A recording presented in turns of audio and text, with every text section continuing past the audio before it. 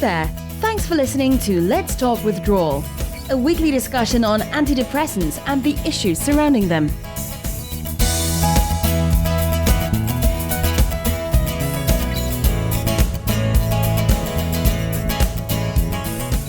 Hello, this is James. Welcome to Let's Talk Withdrawal, a weekly podcast discussing antidepressants and mental health. This week we talk to Elaine. Elaine describes her experiences with antidepressant and stimulant drugs for her anxiety and OCD, how she approached withdrawing from her medications, and also how she feels about the way that psychiatry judged rather than helped her. Elaine, thank you so much for talking with me today. I wanted to start really by asking how you first came into contact with psychiatric drugs. Well, I think I've always struggled with anxiety. I can remember, anxiety in high school and in junior high, and what people call obsessive compulsive disorder. I've had those kind of issues since junior high, I can remember, but they didn't really get to a debilitating point until my first year in college, or my first semester in college. They're basically thoughts of harm, that I'm going to do something harmful. And that tormented me more in high school. And then I had this thought that I'm going to blurt out something very offensive. And so it got to the point, well, first I was afraid to go to class, and then I was afraid to go to the dining commons. And until I got to the point where I was afraid to leave the dorm, afraid to leave my dorm room. And I was completely debilitated with this fear that I'm going to do something harmful. So then I took a semester off of college, and I got on Prozac. And I actually think the Prozac helped at first, but it's hard to untangle all the variables because I was in a new setting. I didn't have any responsibilities. I didn't have the responsibility of being a student. There's nothing being demanded of me, really. So, but it might have helped at first. I think it probably numbed me. It gave me a little bit of slight sedating effect. So I got on that, and I kind of was doing okay for a while. And then I thought, I'm fine. I don't need this drug anymore. I'm fine. And just cold turkey. One, I didn't want to pay for it because I was a college student, and I didn't want to wait for the insurance to reimburse me. And I just didn't want to take it anymore. So I just stopped taking it. And Elaine, how long had you been taking Prozac when you decided to stop? I think it was 1 year. I think it was about a year later. And then, of course, that was a bad idea because the anxiety came right back, and it happened to also be during exams. So I got back on the Prozac, and I thought to myself, and I kind of got back on my feet, and I thought, oh God, don't do that again. That was stupid, and maybe there is something wrong with my brain, and I need to take this drug for the rest of my life. And, I better never go off of this drug because I'm just going to go down that hole again. But anyway, so I kept on the drug until it just stopped. It seemed like it just stopped working. And I was back in the same obsessive worry, just tormented by this thought that I'm going to blurt out an offensive word or do something harmful. So then I, tried a ton of different antidepressants. None of them worked, and it was really an unpleasant experience going from one drug to another. And I just felt like I was jerking my brain around. But I finally got on Zoloft, and I think that helped, for a while. But what I kind of think about these drugs is I kind of think of them like herbicides or pesticides or fertilizers. At first you might have some great yields, great crop yields. But after a while, you've compromised the integrity of the soil and the ecosystem, and all the natural predators fly away, natural insect predators fly away. And then if you withdraw the chemical input, you're stuck with an ecosystem that's out of balance. And instead of tending to the soil and the health of the ecosystem, you've just put in drugs. So anyway, I stayed on Zoloft for a long time because I was afraid to go off. So, I just assumed that I could not stop taking the drugs. I was afraid to stop. I thought maybe there really, in fact, was something wrong with my brain. And then I kind of just limped along. The symptoms seemed to come back, but I just kind of dealt with it. And it wasn't pleasant, but I was dealing with it, and until my daughter was born, and it was difficult as it was because I had just moved to a small town in northern Minnesota. I didn't know anybody. I had no support from anyone. I had a daughter. I was a new mother. I didn't know anything about taking care of a baby. And it just collapsed. That's understandable. You clearly had a lot of pressure on your shoulders and seemingly very little support at the time. Yeah, we had just moved into this house. I hadn't even unpacked the boxes. I didn't even know where my regular non-maternity clothes were, and it was difficult. And after that, I tried one drug after another, and nothing seemed to work. And it seemed my condition was deteriorating. It certainly wasn't getting any better. I started to not like seeing the doctors. I started to feel like it was getting humiliating. I mean, I started to think of it as like a ritual humiliation, like to go to the clinic. It was because they call it the behavioral health clinic, which I don't like that term because it makes me sound like I'm misbehaving and they need to teach me how to behave myself. And I just didn't like going. So I was kind of like, man, I don't want to do this anymore. But I kept on doing it because I was afraid to get off. But anyway, what finally brought me to the realization that I never wanted to take a drug again in my life was the doctor that prescribes, or she's a nurse practitioner, she prescribes the drugs for me. She suggested that I go to a outpatient mental health clinic. And it's just you go during the day and then you go home at night anyway. And I went there, and I just was there for one day, and it was an awful experience. I was shocked.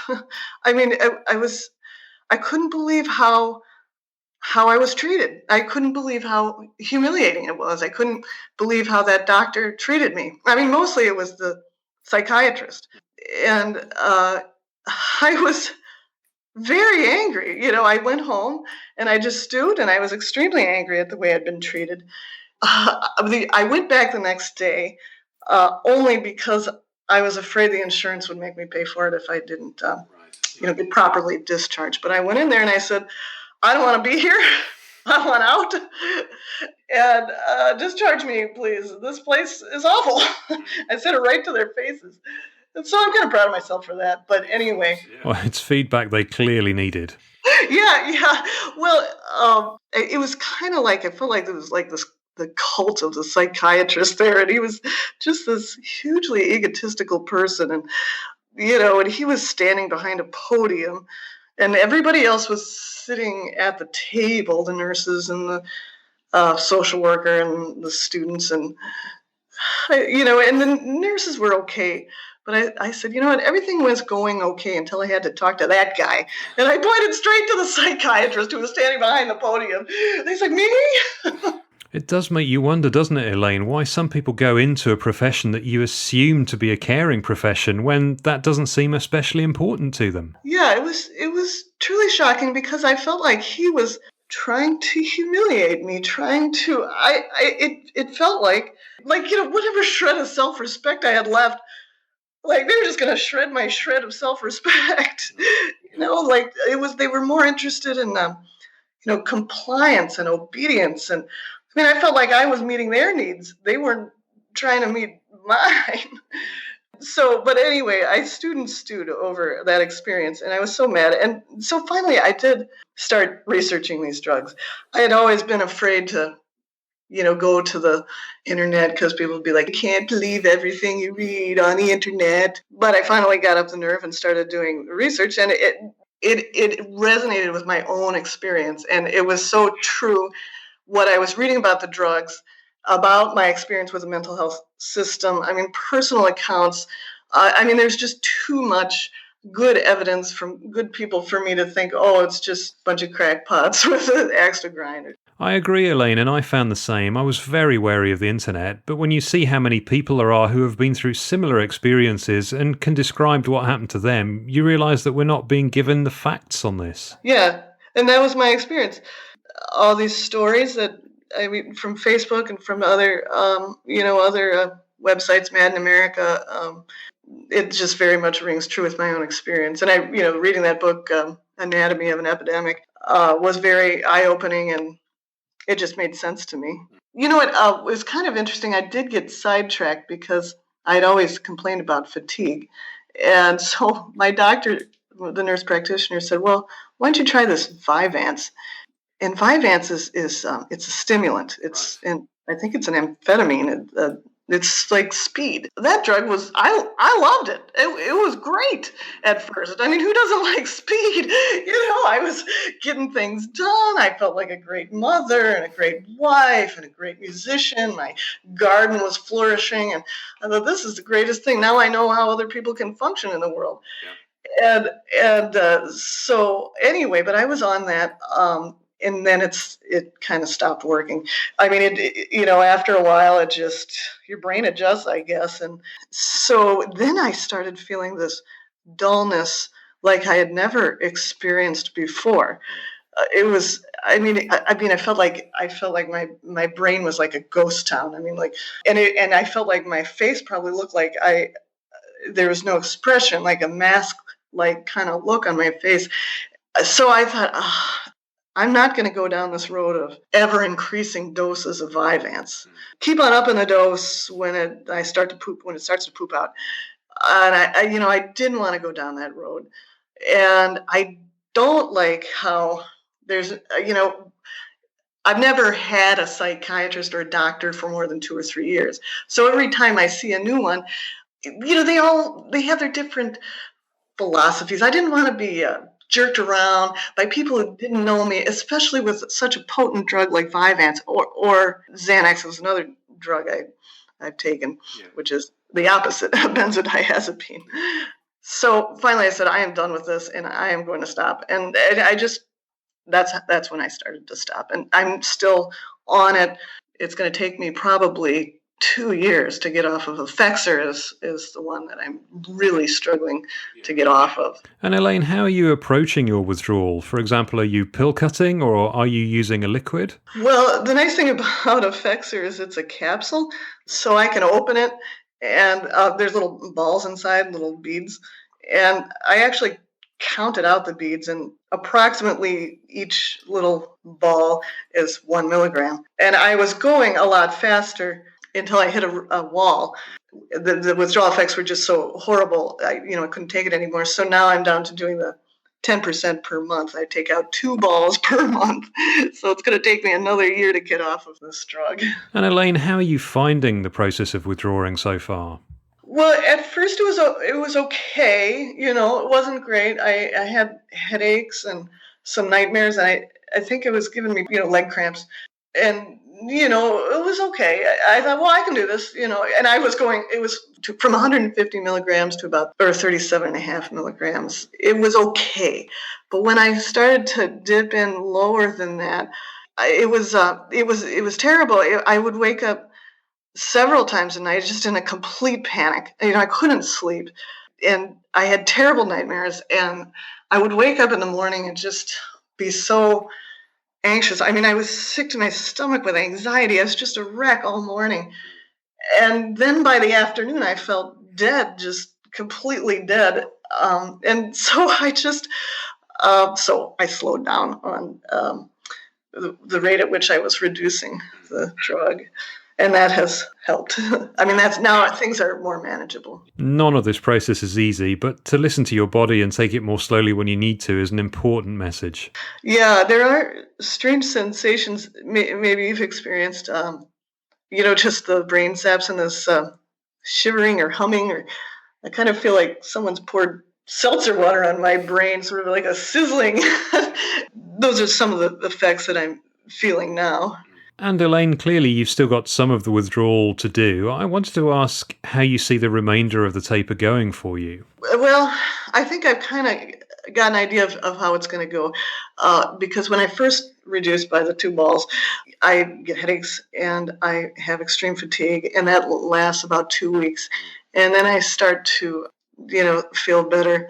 So it seems like now I have a pretty good idea of how it's going to go. I do think after the 4 weeks, I've started to feel some more energy, and I've started to feel like maybe I'm connecting better with my daughter and my husband. And, I think I'm getting glimpses of undrugged life. Elaine, getting from 150 milligrams to 30 milligrams is a massive achievement, and you should certainly stand back and look at what you've achieved. That takes a lot of spirit and courage to do, so well done. Well, thank you. I know that my experiences has been, that other people have had the same kind of experience where they go to their doctor, because I went to my doctor, I was on 75 milligrams, and I said, okay, 1 off. And she said, okay, I'll give you 35 milligrams for a month and then you're done. And I said, don't you think that's kind of fast? I've been on these drugs for 25 years.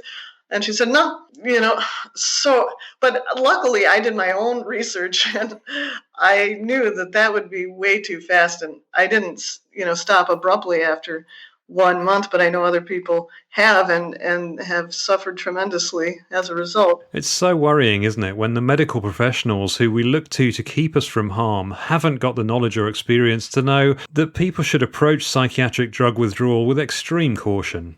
Yeah, well, yeah, and she said, it shouldn't take more than a month, and she said, and she showed me some book. And actually, I had such a blazing headache that day when I was talking to her. I don't remember the book, but it was some book in her office. She's like, see, it shouldn't take more than a month, and it'll only take 2 or 3 weeks of side effects, and you'll be fine.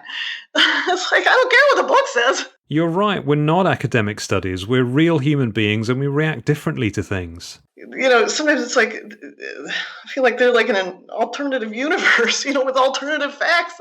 Well, this is me, this is my body, don't look at the book, listen to me, or I don't know, do some other research. It really does make you feel worse, doesn't it? It's invalidating when a doctor doesn't take these issues seriously, and gradually you come to realize that the stories you've been mistrustful of on the internet are actually the truth. I know, it turns everything topsy-turvy. She even said, well, why don't you just, treat it like taking off a bandage? If you do it fast, then it doesn't hurt as much. So just, get off the drug fast.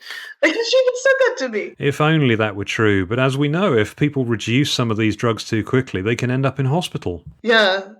It is actually frightening. You realize that, my perspective, my reality can be so easily discredited and invalidated. Because, if you go in, you say, or you've been labeled mentally ill, then, then they can assume that what I have to say is not valid because I have a disorder. And she even said one time that the reason why I was reluctant to go on, they always pressured me to go on antipsychotics. Nearly all the doctors I've seen always wanted me to go on antipsychotics. And I actually dodged a bullet with the antipsychotics because in college I did an internship at a state mental hospital, and there was a man there that had tardive dyskinesia. It was so heartbreaking. He was jerking all the time, jerking and twitching uncontrollably. And this image just seared itself into my brain. I will never forget. He was sitting at the piano. Apparently he had been able to play the piano at one point, and he couldn't play the piano because he was jerking and twitching. It was an image I'll never forget. And so I never went on the antipsychotics, even though I was given. It was tremendous pressure. There's tremendous pressure. They always want, and then I felt like I should please them by taking these drugs so that I don't know. But anyway, what she said to me was, well, the reason why you won't go on more drugs or you're reluctant to take a higher dose or get into the polypharmacy business is because you have an anxiety disorder and therefore you overinflate the risks associated with the drugs. And it's like, no, it's not. It's not that I have a disorder. I'm a rational human being that's using my critical thinking to decide that I don't want to take those drugs. I agree. It's really distressing when medics try to use conditions that they've invented and applied to you as a reason for not being compliant with treatment, when actually the best person to look out for you is you. And Elaine, I just wanted to ask, if you had a friend or family member who perhaps was thinking of taking an antidepressant for the first time and asked for your advice, what would you say to them? Well, I thought about this question, and I would advise against it. It's possible they might get some short-term relief, but after the drug kind of poops out, after you get that you trade this short-term relief for long-term vitality. So, and after the drug stops working, then what are your choices? What I figure is like you got 4 choices. You could either stop taking the drug, which is difficult, and you're probably not going to get a lot of support for it. I mean, you might not. You could increase the dose of the drug, which just kicks the problem down the road, and then you deal with more side effects. You could take a different drug, which is risky, and that still kind of just kicks the problem down the road. Or you could start into the polypharmacy business, take another drug on top of the drug, and I don't know how you could possibly untangle your mental or physical issues once you start going into the polypharmacy business. I mean, I feel like you're already kind of on the edge of scientific credibility when you take the first drug, and if you start taking 2 or 3 or 4 or 5, you're just off the cliff. You're right, and many people end up in a situation where they're taking drugs merely to ease the adverse effects of the previous medication. Yeah, it's insane, I'm not the one who's crazy. You're right. Who should be questioned in this? The patients or the people pushing unnecessary medications based on little scientific evidence? It's based on faith, not science. Yeah, whose reality is the legitimate reality? Elaine, I just wondered if there was anything else that you wanted to share with the listeners. Well, I thought maybe I'd add a little story about a friend. Things are different in the UK, but in America, we have to worry about insurance covering things. Well, I have a friend who, she lost her job, and she lost her insurance. She got kicked out of her house. I mean, she got evicted. And so she came off of her drugs cold turkey in a homeless shelter. I mean, there's so many things wrong with this picture. I don't even know where to start. I mean, and I can't imagine it. She was on Effexor too, and she said she was having these out-of-body experiences. I mean, I can't even imagine, the kind of situations people get in where they have to come off of the drugs cold turkey, and there's just nobody there to support or to help them, and they're in an even worse situation than if they'd never started on the drugs in the first place. So I thought I'd just kind of point that out as another problem with the drugs. I mean, people get, or the doctors get people on these drugs kind of assuming a economic stability or employment stability or even social policy stability in terms of your ability to access these drugs. That's not something I'd previously considered, that people might be forced to withdraw for financial reasons. There are so many angles to consider about withdrawal, aren't there? Not only when you're coming off of the drugs, not only is the physical withdrawal difficult, you also have to come to terms with kind of your grief about the lost years. I mean, for me, 25 years, I wonder how it's affected my daughter. My ability to bond with her. I think it's affected my creativity. I think I can clearly think of specific examples where I felt like I had some opportunities, but I was so dead emotionally that and now looking back, I see that it was the drugs that made me so emotionally dead, but I wasn't able to deal with, I wasn't able to take up some opportunities because of the drugs. And so you have to deal with not only with the withdrawal from the drug, but kind of the regret and the grief and sort of this anger about feeling used and abused and taken advantage of. That's very true, Elaine. It's important to share these experiences because, as you said yourself earlier, it's difficult to get the truth from medical professionals for many reasons. So I'm so grateful to you for helping me raise awareness of the many issues that relate to taking psychiatric drugs. Yeah. Hopefully all of this will change things and make things better for people. I think a lot of times, the crisis is in early adulthood. There's a real crisis, 17, 18, 19. And instead of being able to work through that crisis, they're just so quickly put on drugs, and that's how old I was, 19. It's awful to medicalise distress in this way, and like you, I hope that we can help people out there to realise that it's the system that's broken, not us. Yeah, it probably mirrors what a lot of people with anxiety disorders or trauma issues have already experienced when they've tried to speak out about their position. There's or what's happened to them. They're denied or discredited. Elaine, thank you so much for taking the time to talk with me today. Well done on your taper so far, and I'm confident that you'll get to where you need to be. Thank you for supporting me with the podcast too. Yeah, I find it extremely helpful to hear other people's stories.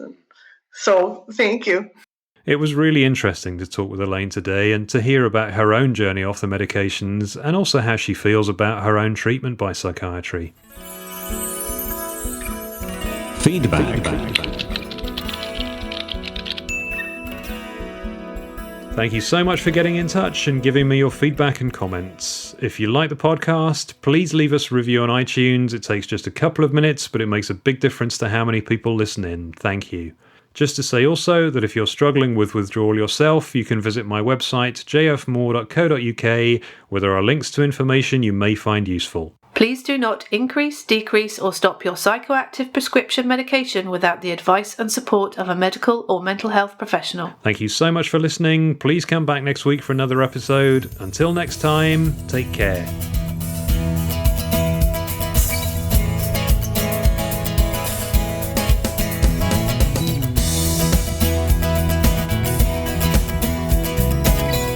Thank you so much for listening to Let's Talk Withdrawal. Come back next week for more news and views. If you enjoyed this podcast, please leave a review and subscribe in iTunes.